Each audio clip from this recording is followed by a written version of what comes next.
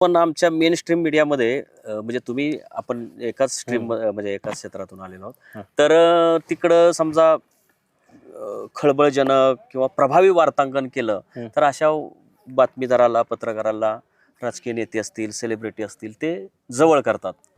तर तुम्ही हे बैलगाडा शर्यतीत फार प्रभावी पत्रकारितेची कामगिरी केलेली आहे.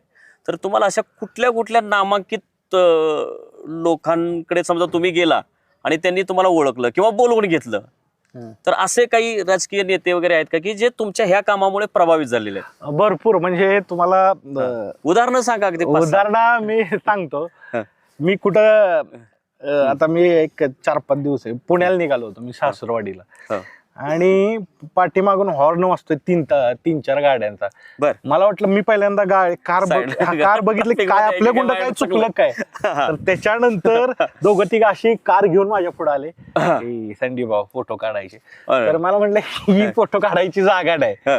कधी कधी मैदानात फिरत असलो तर मी अभिमानानं सांगतो, मला कधी आजपर्यंत पाणी घ्यायला नाही लागलं, कधी जेवण नाही घ्यायला लागलं. घ्या पाणी घ्या, एकदम दिलसे लोक आहेत आणि तुम्हाला ते दिलसे जोडलेत.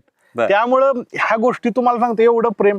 आता एक पाठीमागे एक किस्सा झालेला की एक मुलाखत घेतलेली, बैलाचं नाव नाही सांगत, एक मुलाखत घेतलेली. तो म्हणला बस उद्यापासून बैल रिटायर केला तरी चालेल, पण तुम्ही मुलाखत घेतली ना आमचं समाधान आहे.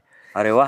तर म्हणजे सँडी यादव यांच्या युट्यूबवर बैलगाडा किंवा बैल मालक असेल किंवा त्याचा बैल असेल किंवा तो ड्रायव्हर असेल याला स्थान मिळालं, याचा अर्थ म्हणजे पंढरीचं विठोबाचं दर्शन घेतलं आहे. म्हणजे आपण म्हणजे आपण यशस्वी झालो असं मानलं जातं.